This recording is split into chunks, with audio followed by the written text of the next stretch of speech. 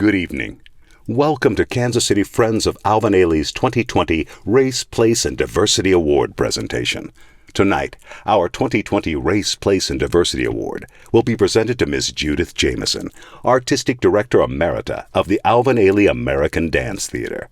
We want to thank all who helped to make this event possible, with special thanks to our presenting sponsor, Spencer Fain, LLP. For more than 36 years, Kansas City Friends of Alvin Ailey has been driven by its vision to create a diverse community, united by dance to inspire and change lives. This annual recognition event is one way their mission is fulfilled. To tell you more about tonight's event are the event co-chairs, Ms. Jamie Allen and Dr. Lisa Klein. Lisa and I are delighted to once again co-chair this year's Race, Place, and Diversity Award event as we honor Ms. Judith Jamison for her significant work to address racial challenges and pave the way for others to overcome racial inequalities. Race and diversity issues and conversations are complex and complicated, especially amid this national crisis in America on race. Kansas City Friends of Alvin Ailey is committed to promoting understanding on race issues to help build a more unified community and advance racial equity.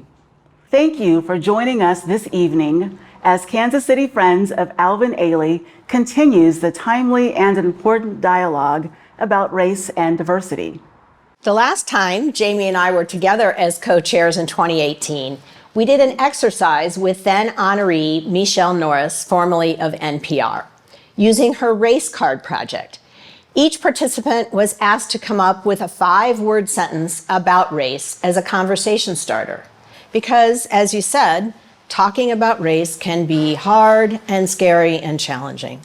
And this was a wonderful way to make it easier for the courageous conversations that we must have. Kansas City Friends of Alvin Ailey has just launched a new initiative in July to help facilitate these types of conversations. So, Jamie, how about we do a sequel? Let's do it. All right. I'm going with dance fiercely and roar peacefully. Wonderful. I'll go with foster racial equity through arts. Ah, brilliant. We are thrilled to hear more than 5 words from Ms. Jamison, whose life has been centered around a vision of equity in race, place, and diversity. As Alvin Ailey's muse, handpicked successor, dancer, choreographer, artistic director. Thank you so much for being with us tonight. It is my pleasure to introduce Ms. Debbie Allen, who will moderate the conversation this evening. Ms. Allen is a graduate of Howard University and holds 4 honorary doctorate degrees. She has a star on the Hollywood Walk of Fame and is an award-winning director and choreographer who has choreographed the Academy Awards a record 10 times. She is also the recipient of Kansas City Friends of Alvin Ailey's inaugural Race, Place, and Diversity Award in 2017. Ms. Allen received a Golden Globe Award for her role as Lydia Grant in the 1980s hit series Fame. She is a 3-time Emmy Award winner for choreography and has won 10 Image Awards as director, actress, choreographer, and producer for Fame, A Different World, Motown's 25th Anniversary, the Academy Awards, the Debbie Allen Special, and Amistad. She currently serves as executive producer and director of Grey's Anatomy, where she also holds a recurring role as Catherine Fox.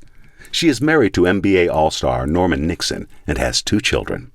Thank you so much for that lovely and warm introduction. It is my pleasure to be here today to celebrate one of the most glorious, well-loved, and celebrated goddesses of the dance, Ms. Judith Jamison. And right now, before I have this wonderful talk with her, let's take a little moment to glimpse her profile. Take a look. Kansas City Friends of Alvin Ailey is honored to introduce our 2020 Race, Place, and Diversity Award recipient, Ms. Judith Jamison. Ms. Jamison was raised in Philadelphia and had her first opportunity to dance in New York with the American Ballet in 1964. She joined the Alvin Ailey American Dance Theater in 1965 and quickly became an international star.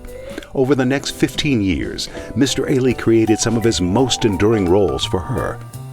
During the 1970s and 80s, she appeared as a guest artist with ballet companies all over the world, starred in the hit Broadway musical Sophisticated Ladies, and formed her own company, the Jamison Project. She returned to Alvin Ailey American Dance Theater in 1989 when Mr. Ailey asked her to succeed him as the artistic director. In the 21 years that followed, she brought the company to unprecedented heights, including 2 historic engagements in South Africa. Ms. Jamison is the recipient of numerous awards and honors, among them a Primetime Emmy Award, a Kennedy Center honoree, a National Medal of Arts from President George W. Bush, and was presented the Handel Medallion by Mayor Bloomberg, the highest honor awarded by the City of New York. She was also listed in the Time 100, the world's most influential people, and honored by First Lady Michelle Obama at the first White House Dance Series event. In 2018, BET and Black Girls Rock honored Judith Jamison with the Living Legend Award as a Black woman who rocks. Ms. Jamison's autobiography, Dancing Spirit, was edited by Jacqueline Kennedy Onassis and published in 1993. In 2004, under Ms. Jamison's artistic directorship, her idea of a permanent home for the Ailey Company was realized when they broke ground for the Joan Weil Center for Dance in New York City, which now houses the 2 dance companies and the Ailey School, which currently offers 500 dance classes per week. Though Ms. Jamison stepped down from her artistic director role in 2011 and selected Robert Battle to succeed her, she continues to dedicate herself to asserting the prominence of the arts in our culture and remains committed to promoting the significance of the Ailey legacy, using dance as a medium for honoring the past, celebrating the present, and fearlessly reaching into the future. Judith Jamison, oh my glorious, glorious God. You are a goddess, one of the most celebrated, recognizable, and loved figures in the dance world on this planet. And I am just thrilled to have this moment with you as you are yet receiving another accolade, much deserved. I want to just have a conversation with you that will help navigate the audience, the global audience, to a bit of your real backstory. I have to stop for a moment because you can see behind me this glorious sculpture of you. Yeah, I'm looking at that. That's me? Okay, I'm gonna get a little closer. You see that? Oh, yeah. That's why I can't walk now. That's me. Wow. Wow. Okay, we'll leave that out. We'll edit that. I'm sorry. That's You and Cry. That was done by Tina Allen many years ago. Yes, Tina. Graced my table for 25 years. Oh, my gosh. I know you haven't been in my home one day. Mm-mm. So anyway, let us start right in the beginning. Well, you're from Philadelphia. In your family, were there other artists? How did you come to the world of dance? Because my parents knew, and I guess especially my mom knew, that I was going to be gangly, and I was already clumsy. That's at the age of 6. I was already kind of clumsy. I was pigeon-toed. I was knock-kneed. I was everything. I wore corrective shoes. I don't remember any of this, but that's what they tell me. I had to go through all that. And then there was this woman named Marion Suchet in Philadelphia. And she had the Judamar School of Dance. And my mother, I don't know how she found it or what, but that was for little Black girls could come and study. And you could get a scholarship if you didn't have any money. And we didn't have any money. I didn't know we didn't have any money. I thought everybody got scholarships. But I ended up there. I stayed there until I was 17 years old. And what was remarkable about her was she could open so many doors in Philadelphia that were closed to children or anyone who wanted to study classical ballet. And because Marion had green eyes, a red hair, and very pale skin, she used to get that foot in the door because they didn't know what she was, who she was, or anything. So they thought she was bringing in all these children to study ballet. And then all these little Black children would run in after her. But she got her foot in the door. That's the most important thing. and many dancers came from her. You know who Dolores Brown is. Dolores Brown was one of the first ballerinas. It's like these ballerinas that had no openings for them, no companies to join. They would go to adagio classes in New York, and the men wouldn't touch them. Wow. That kind of nonsense, right? So yeah, that's the era I came through, and I was very protected because I didn't know that much, that much that was going on. I could sense things, but Marion made it smooth, like, yeah, you're supposed to be here. What we go through in the dance world to achieve success, the pain, all of that, the discipline, it prepares you to go out in the world and just be fearless and say yes to everything and Yes. take it by the horn, take the bull by the horn, honey. Absolutely. I want to ask you about this. So Miss Marion really got you ready for by the time you got to New York. Now, when you went to New York, though, weren't you there just train with American Ballet Theater? How did you get to train with them, although I did because of circumstances. Agnes DeMille came to Philadelphia to teach a class at the University of the Arts. It wasn't called the University of the Arts. Back then, it was called the Philadelphia Dance Academy and Music Academy. And she came to teach a class at the end of the day, which I didn't want to take because I was classed out. I had 5 classes during the day. No.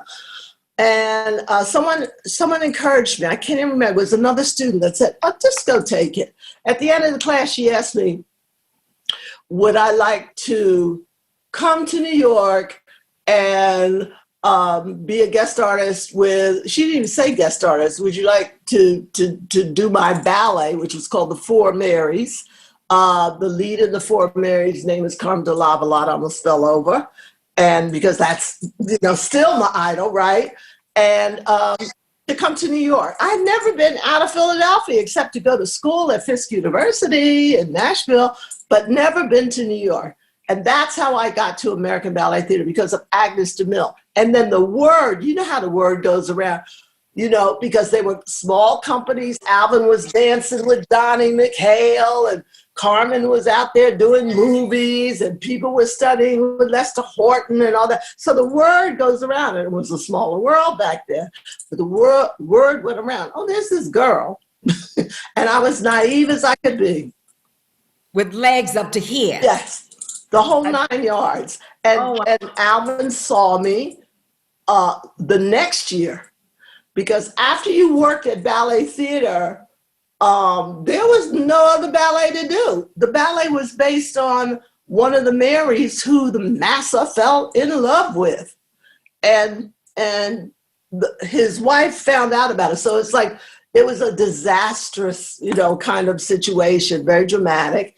But after we did that ballet, and I took my first plane ride, never been on a plane before, right, to Chicago on a Pan Am Clipper, Lord, and dance at the Opera House.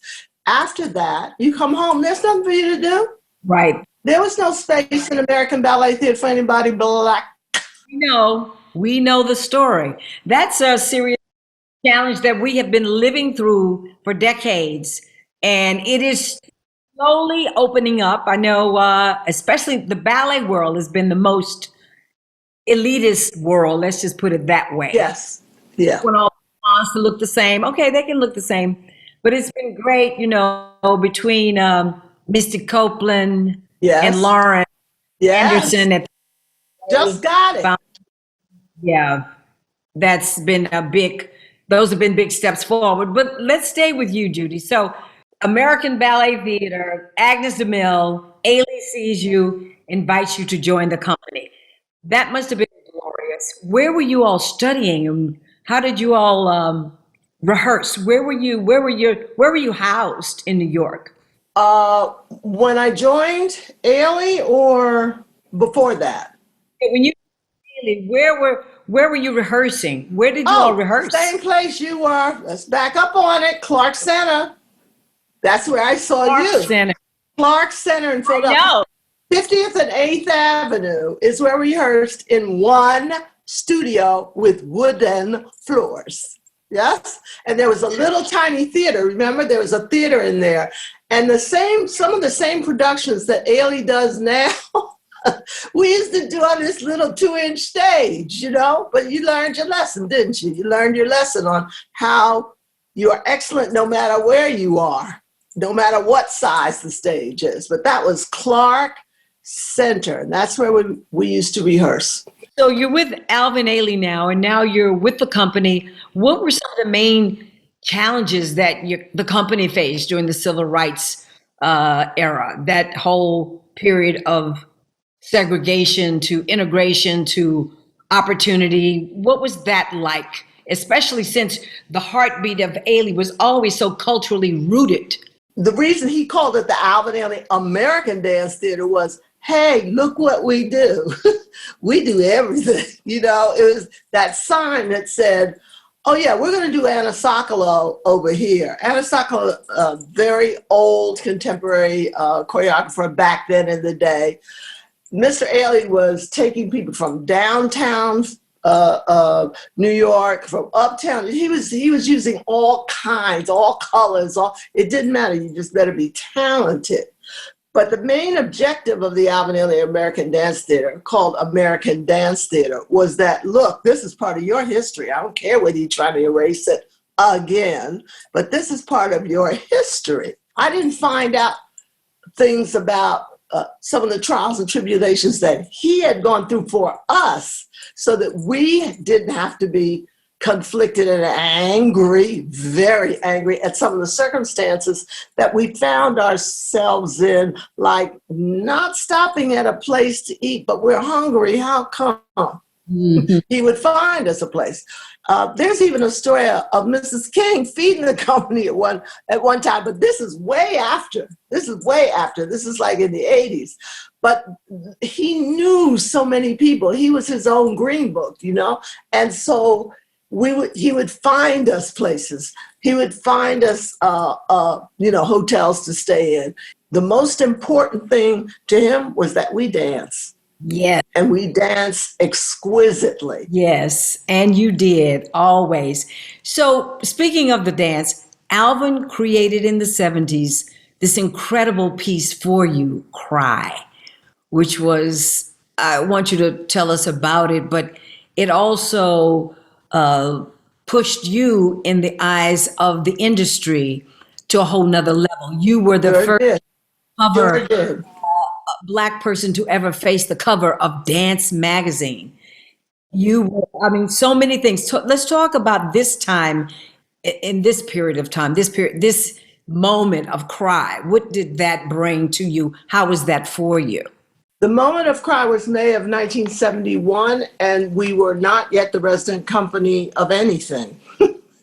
And from that performance of Cry came our residence.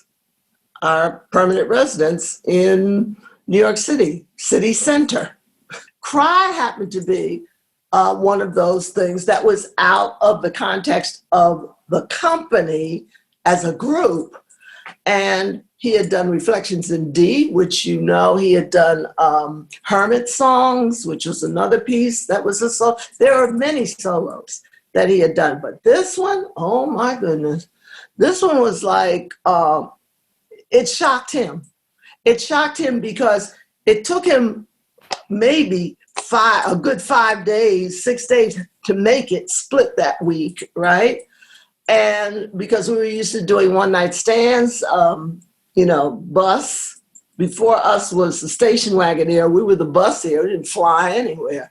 Right. And so everything was done quickly. It was just pouring out of him. So Cry came along in these few days that he choreographed it. And I didn't think that much of it. I mean, he was giving me incredible imagery. He didn't do the first section until last, because he couldn't find Alice Coltrane's music. Wow. So, or work with that cloth. And you know how cloth working is. Yes. That's the most difficult thing you could do, right, Debbie? Yes. So I found it miraculous that he called me after it premiered to 4 o'clock in the morning. In the olden days, they used to drop the New York Times on the street in bundles, and you waited for them to do that, and you got to pay. He called me at 4 o'clock in the morning and read the review to me, and I'm going like, he never does this. What did I do? Alvin, I got to go back to sleep.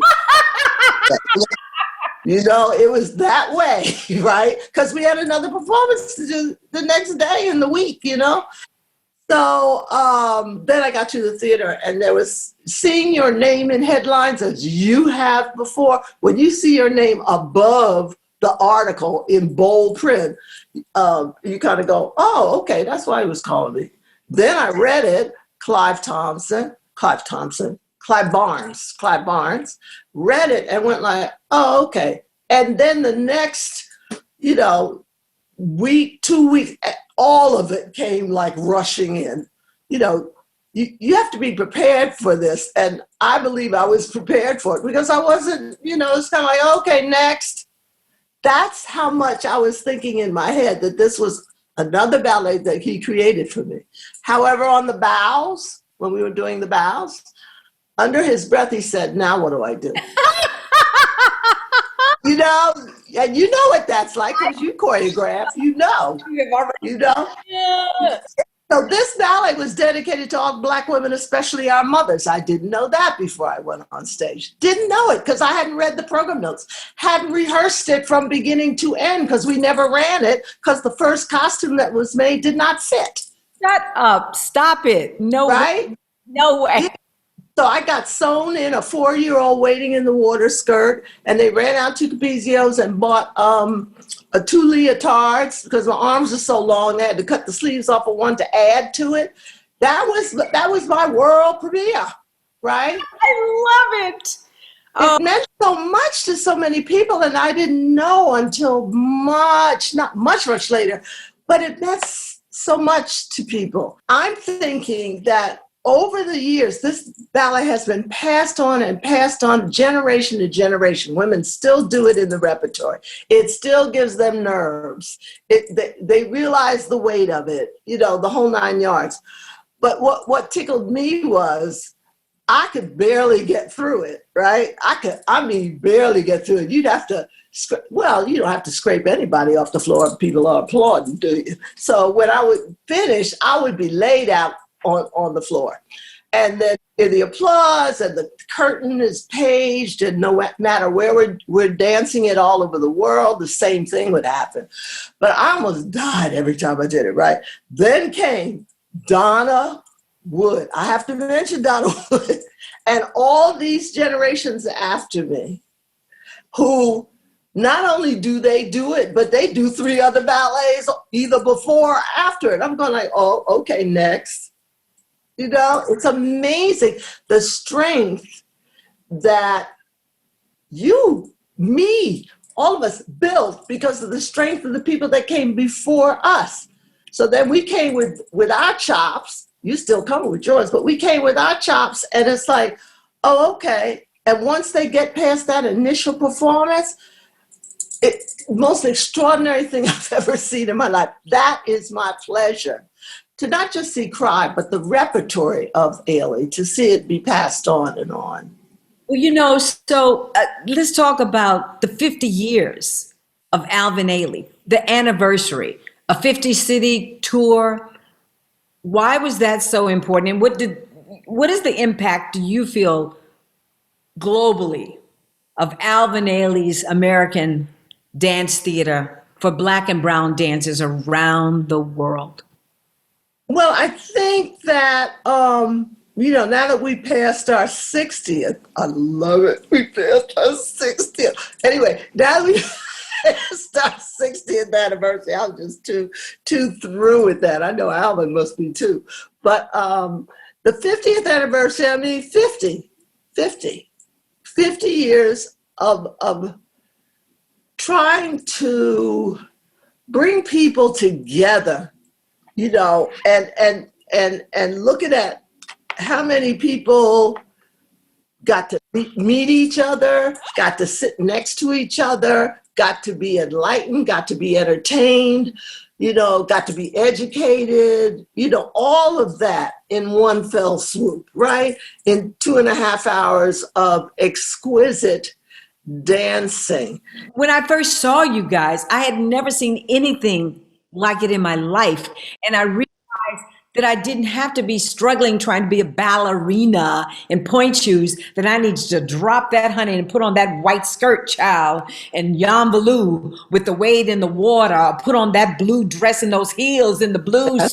In the blues. However, you still had to have your ballet chops, didn't you? The ballet training, You but had to, because all of a sudden, in the middle of Revelation was Fix Me Jesus. Where are you going to get your arabesque from?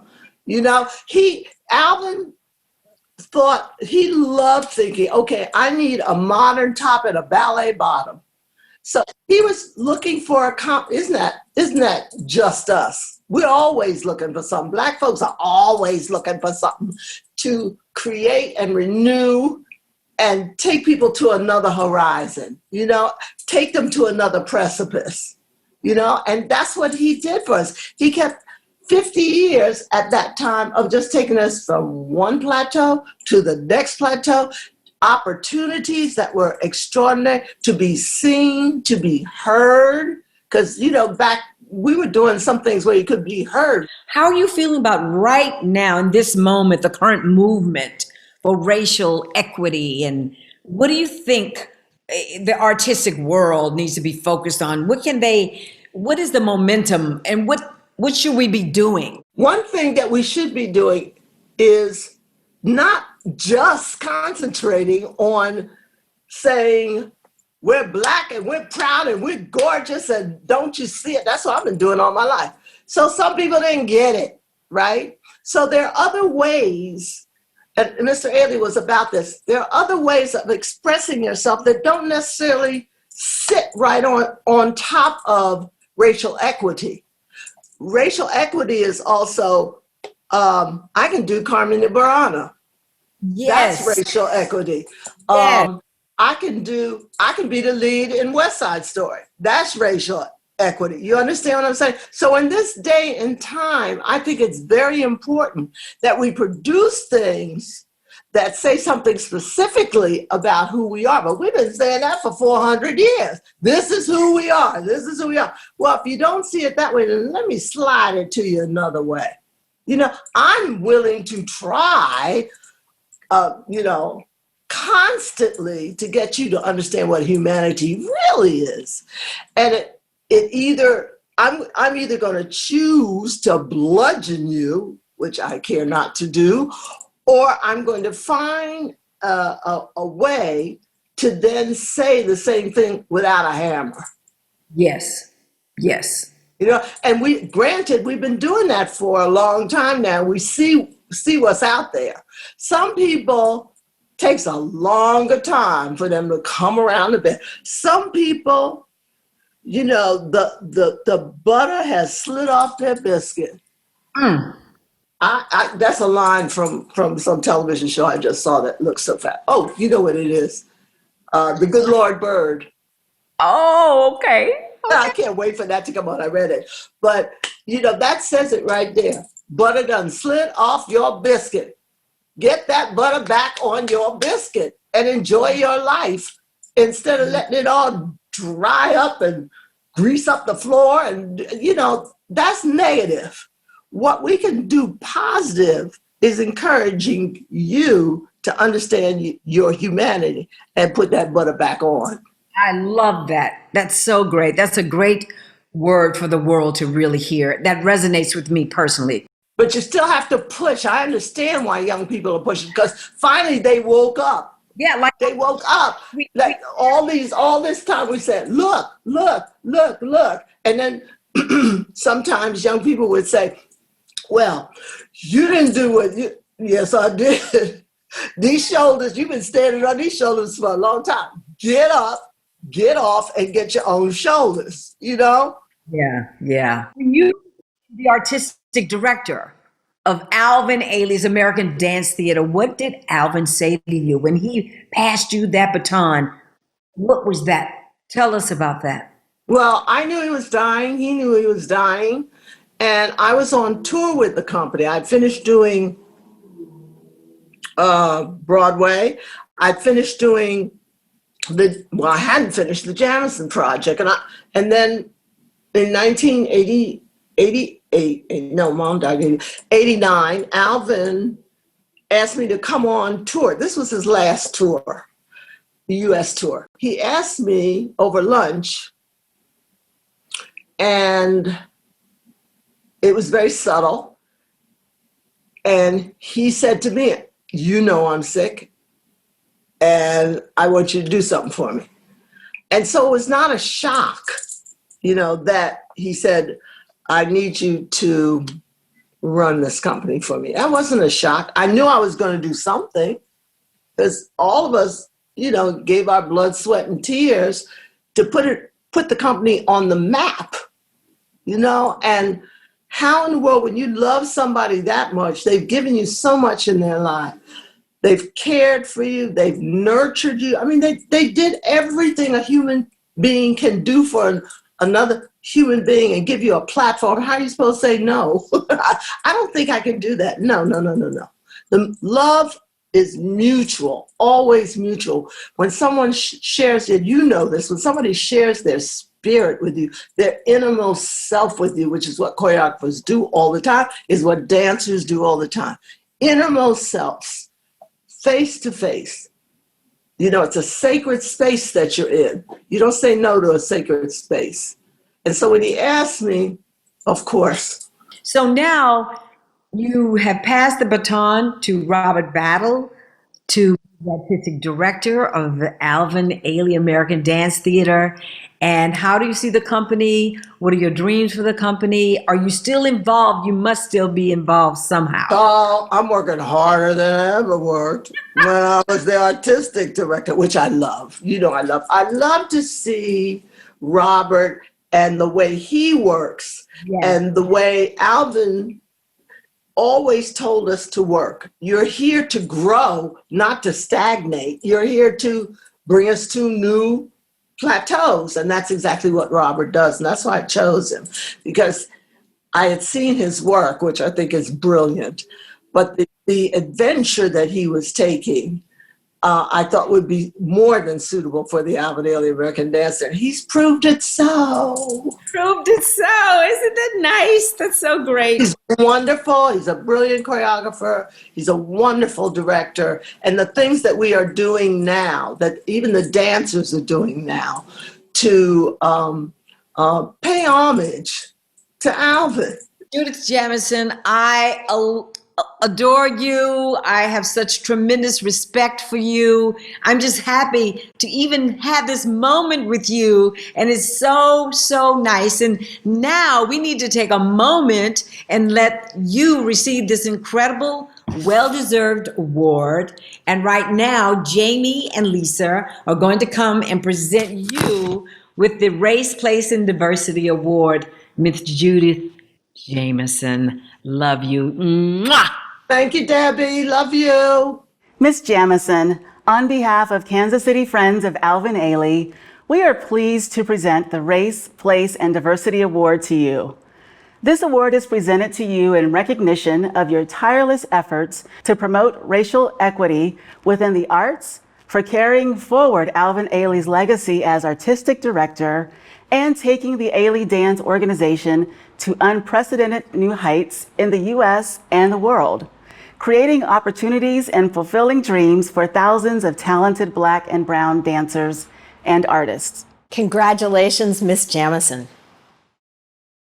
Look at this. It weighs a ton, but it's so exquisite. It looks like a big teardrop or something, It's gorgeous. Thank you all so much for honoring me this way. When you told me that I was going to receive it, I didn't even say thank you. I was embarrassed until today. So it arrived, like yesterday or something. It's exquisite. It really is. Can you see it? Look at the colors. That's pretty. If you're going to get an award, you might as well get one that looks like this, because this is pretty. And I think, the Kansas City Friends of Alvin Ailey have been hanging in there for a while now. They were the ones that invented Ailey camps after Mr. Ailey's request. Did you know that? They did.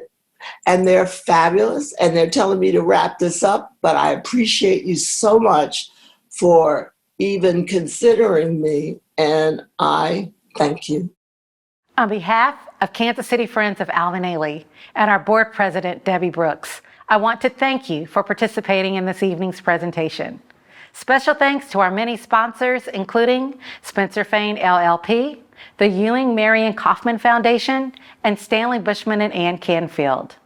I also want to thank our amazing honoree, Miss Judith Jamison, and the Alvin Ailey Dance Foundation, and our hardworking event co-chairs, Dr. Lisa Klein and Miss Jamie Allen. Thank you to the Kansas City Friends of Alvin Ailey staff, board of directors, and advisory board. We could not do any of this without you.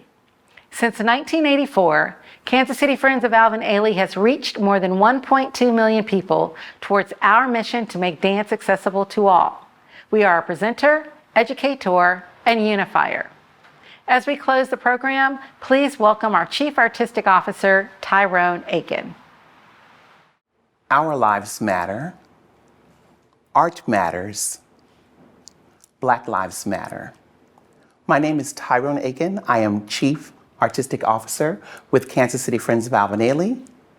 And I hope you reflect on the choreography that I've just created, featuring Winston Dynamite Brown, Ailey Camp the group member Isaiah Lewis, and music by Kedron Bryant. I would also like to congratulate Miss Judith Jamison for her service and dedication to diversity and equity in America. I'm a young black man doing all that I can to stand. Oh, but when I look around and I see what's being done to my kind, every day I'm being hunted as prey. My people don't want no trouble. We've had enough struggle. I just wanna live. God protect me. I just wanna live. I just wanna live.